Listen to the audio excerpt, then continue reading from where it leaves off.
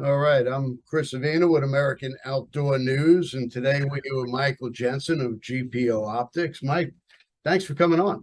Yeah, you're welcome for having me. It's always fun to talk outdoors and optics and hunting and all those other kind of fun topics. Well, to start out, I have a pretty specific question. Sure.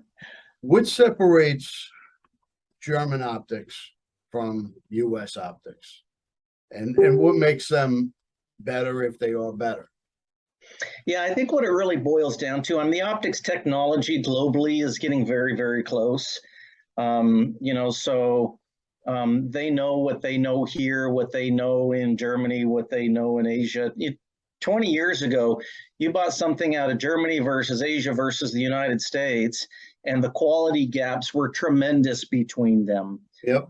Modern day technology with global information sharing and better factories coming online, better technology, that gap has got very, very close. So to kind of answer your question, the real separation between a German-based product line and an other country-based product line is the attention to detail, is the quality control processes that are put into it. Mm-hmm. You can have stuff made in other places, and you can have the variation within the exact same model be quite different. Some are not quite so good, and some are beyond fantastic. And what the German technology does, what the German attention to detail mindset does, is keep those variations and those tolerances very, very tight on anything they push to their QC. So what's good, what meets that specification. You don't have something come in that has any debris in it, or the resolution or the brightness is any different. It's consistently good all the time. Well, yeah, I know there's a lot of companies out there that will cut corners to increase their profit margin. It don't appear that GPO or Zeiss or Swarovski, when you get to that level, you're getting what you pay for. Yeah, there's no doubt. Our advantage versus those other European companies is, we're a fairly new company, right? We've been around 6 years now. And, some of these other companies that have been around, Zeiss, for example, has been around 165 years or something like that. Yep. The infrastructure we built this company on a very lean, efficient, modern infrastructure. And those other companies, they carry decades and decades, even centuries of infrastructure, pensions they have to fund, factories they have to fund, tax structures that they've fallen into. Mm-hmm. And as a new startup company, having all the technology to do what we do without those giant infrastructure costs, we can build product at that premium European level at a far better pricing structure for the end consumer. They can get a lot more bang for their buck now. Well, your line has really increased dramatically in a very short period of time. Yeah, I'm sorry, the what? Your line, you're covering scopes, rangefinders, binos, spotting scopes. You have a pretty broad product line. We have a pretty broad product line. You are right. We started with just some binoculars and some rifle scopes a few years ago. Expanded on those to kind of fit the, in business, what we call the 20-80 rule. 20% of your SKUs in any company is going to be 80% of your revenue. Yeah. So 20% of the optics SKUs out there are the lion's share of what customers are looking for, the features they want. You're not filling niches within a product line, I should say. We've really been focusing on, let's fill that 20-80 rule in the optics market, give as many people exactly what they're looking for as absolutely possible. Yes, we started with some rifle scopes and binoculars. We've expanded the binoculars. We've expanded the rifle scopes. We've jumped much, much further into the range-finding business. We have handheld rangefinders, range-finding binoculars, which really showcases our engineering capabilities.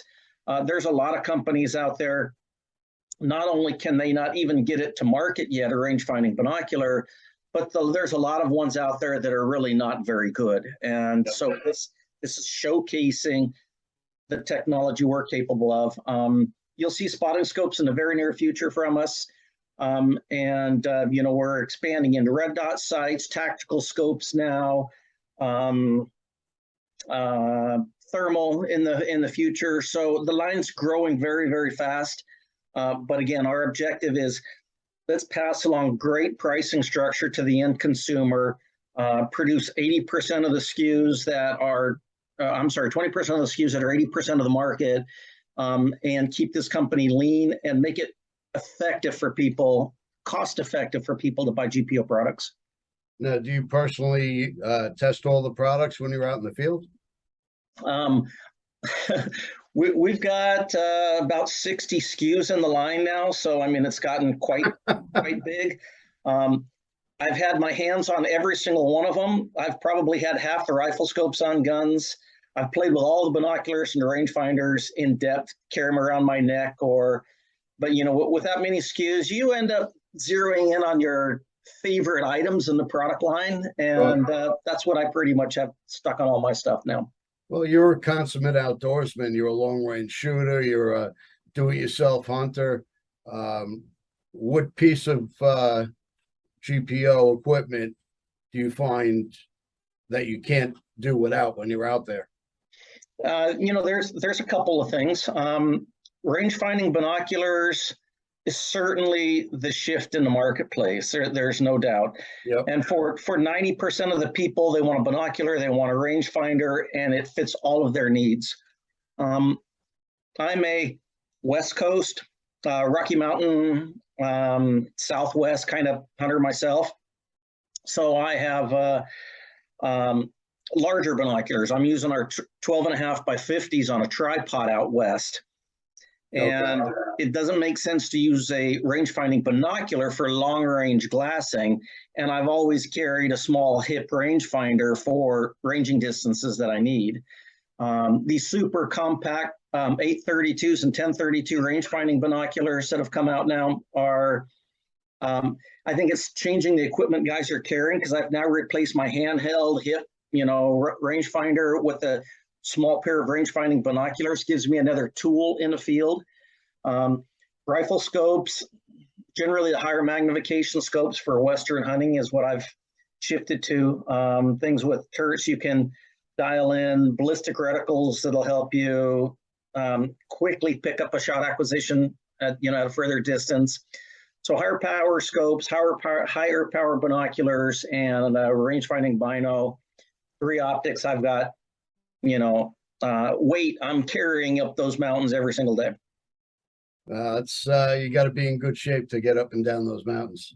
Yeah, I'm not getting any younger, and I think the mountains are getting a lot bigger, so I can't figure out what's happening here. I can relate. Now, I know everyone wants to know about, what was your most gratifying hunt and things of that nature. What I want to know is, what was your biggest hunting blooper? Biggest hunting blooper. I got a lot of them. My best one, probably when I was a kid, I was archery hunting in Arizona with my brother, and we're archery javelina hunting, and we're sitting at the bottom of a canyon, and we find a group of javelina up on a ridge line. And he says, okay, I'll tell you what, I'm going to go left, you go right. We'll kind of come in on one uphill, downhill, zero in on these pigs, and maybe one of us can kill a pig today. So I take off up the bottom of this canyon. In the bottom of this big canyon, these big round boulders stacked next to each other. And to get up the canyon, I kind of had to hop from one to the next to the next. Well, I slipped, crashed hard, fell head first in between 3 rocks with my arms stuck wedged to my sides, and I'm stuck upside down between these 3 rocks in the bottom of this giant canyon. And I mean, I was stuck. I was really, really stuck. And if I was by myself, I'd have really been in trouble.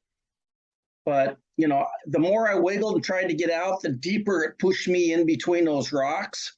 And I had my head kind of pinned to the side on the ground, and I wasn't hurt, but I was really stuck upside down, shoved in between these rocks.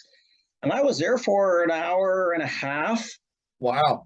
And all of a sudden, my brother shows up and he came looking for me because I never met up with him up the canyon. And he didn't know where I went. I was gone. So he said, well, he's going to backtrack the direction I came and see if he can find me. So he's coming down the bottom of my canyon. He can see my feet sticking up on these rocks. And he ends up coming and pulling me out backwards. But yeah, that was a blooper. Getting stuck upside down in rocks on an archery hunt was one. I've taken a couple of those falls myself.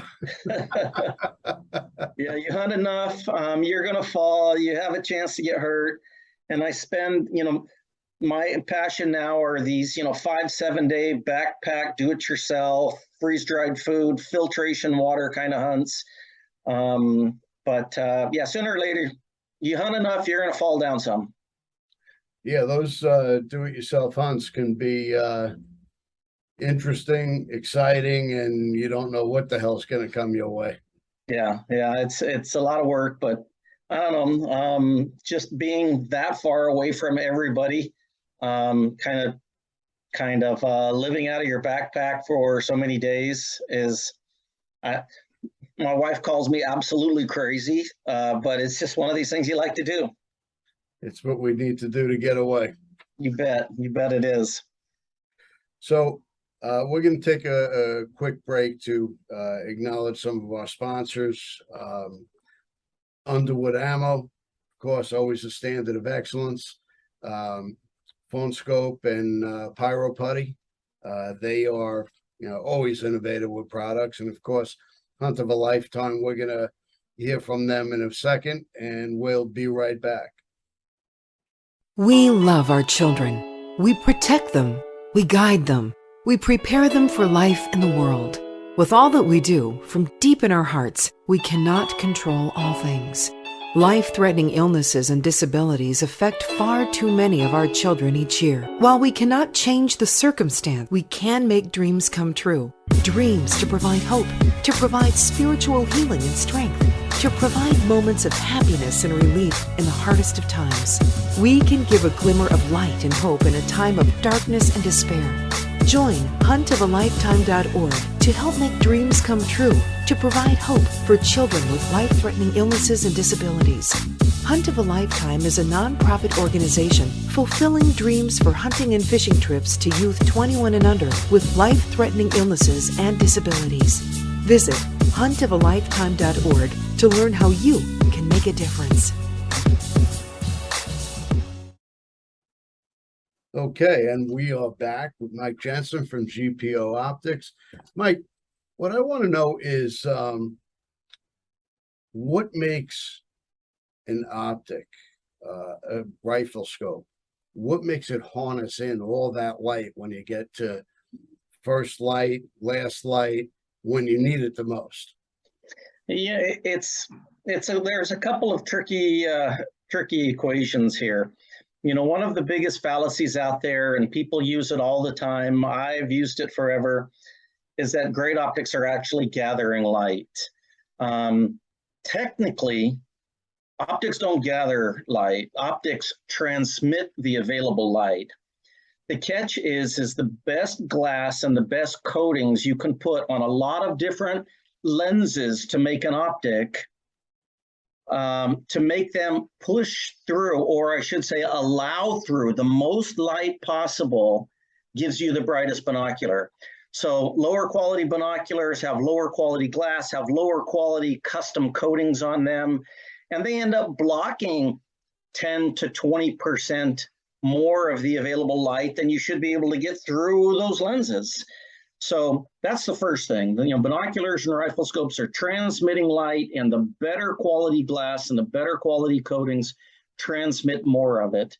The other big piece to the equation is, when it gets dark and your pupil starts to dilate and open up, your pupil's basically saying, feed me more light, right? And your pupil, when it's bright outside, is maybe a little 2 millimeter dot, and when it's dark, it'll open up to 5 or 6 millimeters. Little kids' eyes will open up to 7 or 8 millimeters. But there's an interesting combination between the size of your pupil at that point in time and the size of the diameter of the beam of light coming out of the optic at that particular time. So the size of the beam of light coming out of a binocular is generally a mathematical equation. It is the magnification divided into the size of the objective lens size. So a 10 power binocular that's got a 50 millimeter objective on the front, divide that and you get a 5 millimeter beam of light coming out of the back. Well, the higher magnification you go, the smaller that beam of light is. Or conversely, the bigger the objective lens is on the front of it, the larger the beam of light is. So on a rifle scope, when you have a lot of variation in magnification, you're actually varying the size of that beam of light. And if it's getting dark and you want, you want to be able to see through your optic perfectly, and your pupil's at 4 millimeters, then if you have a beam of light coming out of the rifle scope smaller than 4 millimeters, then basically it's going to just automatically look dimmer, right? Because your eye's saying, feed me more light, but the beam of light's smaller than the diameter of your pupil.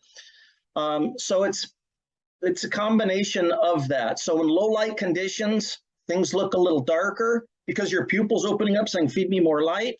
And the beam of light's generally fixed. A 10 by 42 binocular is giving you a 4.2 millimeter beam of light.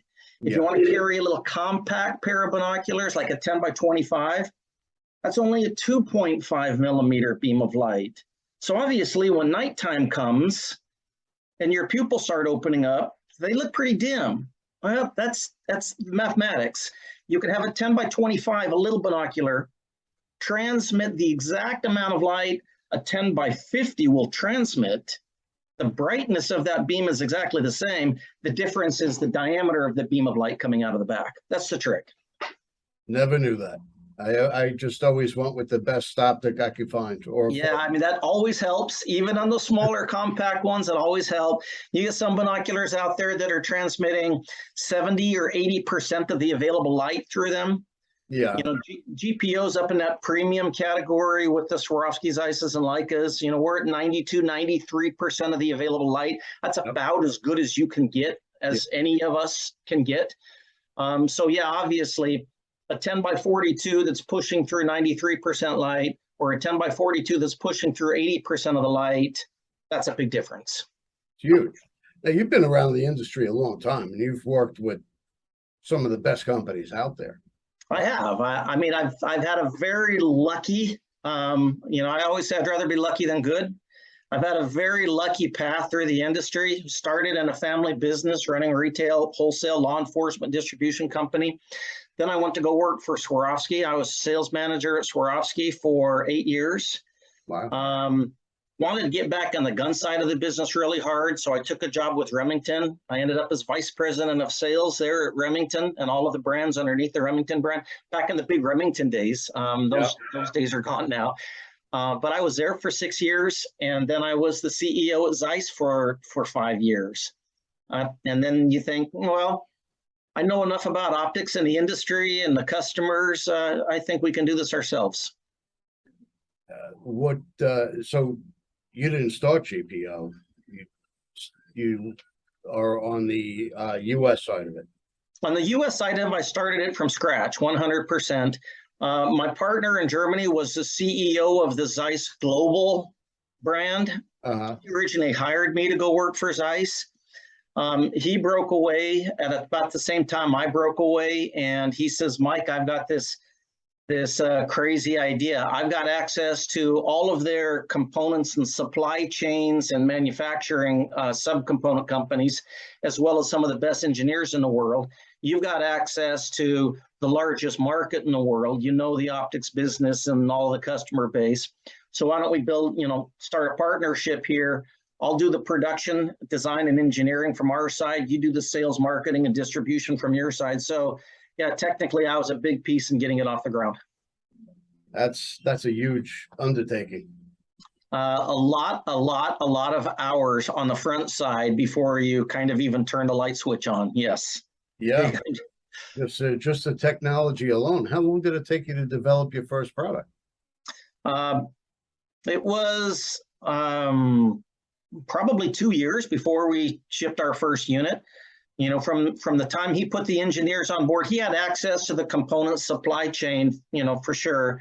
Sure. But then they sit down and they say, okay, here's the rifle scope line we want to get started. I think we started with 10 or 12 SKUs.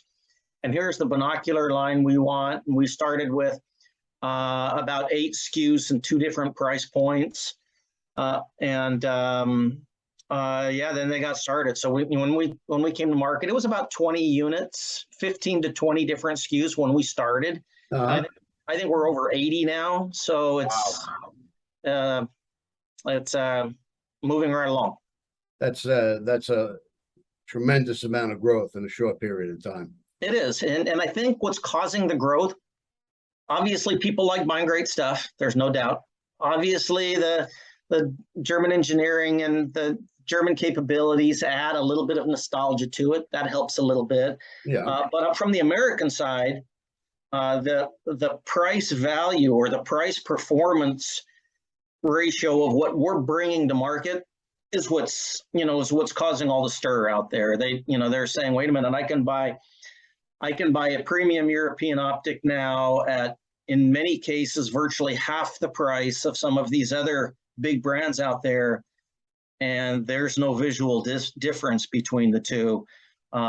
Customers like that. And, inflation is not helping anybody right now. Your dollar simply doesn't go as far right now. Quite honestly, it puts GPO in a pretty significant catbird seat on competing with those other European brands because our price performance ratio is so far ahead of them. Yeah. Now, do you have any supply chain issues? Yeah, we have had some supply chain issues. I think like anybody down to the tennis shoe business to the people trying to put lettuce on the grocery store shelves have had some supply chain issues. We've missed fairly strongly on a couple of SKUs that were important to us this year. We've delivered some, but not at the rate we wanted to. The advantage I have here is the Germany side of it. They handle sales and distribution through the rest of the world, and I'm taking care of the North American market. For what I'm doing here for sales, service, and distribution, I've got my warehouse loaded with product. We're inventorying a ton of product here as well. But if I run low, I'm not in a one-step distribution channel where I've got to make sure I'm scheduling out of production correctly, because Germany has a giant inventory as well for the rest of the global market. So as I'm running a little low on certain items, I can extract out of Germany's inventory, and that's dramatically helped our business here. So yeah, we've had some supply chain issues. Right now, I think we're shipping at 95% right now. So I mean, we're full right now coming into season, which is fortunate. But it's just part of running a business. There's always a new challenge that's dropped on your desk every morning. You got a lot of flexibility having, a global market. Yeah, the global market is giant. I mean, that helps us more than you can imagine, because if we were just running production and sales and you've got a supply chain, guess what? You're selling zero. I had no zero SKUs this year. There were some months where I was out of some important SKUs, but we've had no SKUs with 0 units out the door this year. Due to supply chain issues. Even when supply chain was giving production problems, they had inventory. So I had an advantage versus the rest of the global market. Sure. So if I'm in the market for optics, why am I buying GPO? You're getting one of the best optical products ever produced. You're getting something with the best technology in the world, especially our electronics or optoelectronic category, some of the best made out there. And you're getting it at, substantial savings. Our premium binoculars are more than $1,000 less than some of the European premium stuff. So you can get a premium European optic at dramatically better prices, and you can convert that money into gasoline. That's a big number. You got to use it somewhere, right? So better to keep it in your pocket and use it for gas and pay an extra 15% for the steaks for the barbecue. We're only $2 a gallon more than we were a couple of years ago. Oh, they posted some post the other day that I about jumped out of my chair. It said when gas prices had come down like 50 cents or $1 a gallon, they were promoting, I'm not going to say what network, but one of the networks was promoting America just got a pay raise. Yep. It's still $2 more than it was a few years ago, but now that we're saving $1 a gallon, we just got a pay raise. How can you do that? That's like looking at somebody and saying, the price of this item's $1 and I'm going to charge you $2 for it. Oh, but wait, I'm going to charge you $1.90 and I just made you 10 cents. It's crazy, crazy. They think the American public is stupid. Yeah, that's the bottom line. There's a lot of that going on out there. You are correct. Well, what do you have in store for us this year? Anything new coming out, or anything you're going to be debuting at SHOT Show? Yeah, we're going to debut. We're not going to be expanding our range-finding binocular category anymore because we just introduced those 32s this year, and those 50 millimeter and 32 millimeter range-finding binos kind of dramatically fills that 20/80 rule. But we will have some new handheld rangefinders next year. We will have new binocular category next year. We're going to have new tactical rifle scopes next year, new long-range hunting rifle scopes next year. So we're expanding. We're continuing to fill some of these high-volume gaps that aren't in the portfolio. So I think we've got 8 or 10 new SKUs, 6, 7, 8. Yeah, maybe a dozen new SKUs next year. Well, in this economy, that's a big number too. Yeah. Yeah, and 12 more SKUs is 12 more SKUs of inventory. You've got to plan, stock, fill, market, all of the above. So it's the American market is so gigantic, and it takes a lot of time and effort to get the word out on these are new SKUs or these are new items or what we have and what we don't have. So even, interviews like this today are a huge help, for a, growing company like GPO.